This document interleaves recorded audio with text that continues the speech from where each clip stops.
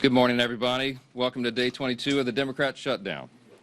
While it's already been, as we noted yesterday, the longest full government shutdown in history, October 22nd marks another landmark. This is now the second longest government shutdown of any kind ever in the history of our country, and it's just shameful. Democrats keep making history, but they're doing it for all the wrong reasons. The contrast is the split screen, and I've referenced that at this podium a few times already, but I just think it's an important thing to point out, because that contrast between the two parties grows more glaring with each passing day, and you can look at all the evidence for yourself. There is, of course, a literal split screen every day. You've got Republicans and Democrats out all over the airwaves, burning them up, speaking directly to the American people, but you'll note that there's a key difference between the messages of the two sides. The Republicans are all repeating the same simple truth, and that is why that message is resonating with the American people, and that's what the polling indicates. At the same time, on the other side, the Democrats are doing their very best to obscure and create distractions from that simple truth.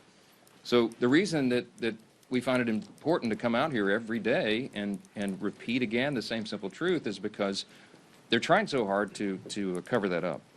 But there's also a figurative split screen. There's a literal one, but it's figurative as well. And I just wanted to spend a moment this morning and talk with you about that. On one side, you have the Republican Party, the party that controls the White House, the Senate, and the House. We call that unified government. It's the party that won the popular vote in every single swing state and made deep inroads with voters new to the Republican base. And we received that mandate gratefully, and we went immediately to work. So since the election in November, just in the last 9.5 months of this Congress, which began in January, Republicans have delivered incredible results for the American people. And we could stand up here and spend an hour going through just the bullet points and highlights of all that, but we put a few on the handy chart over here.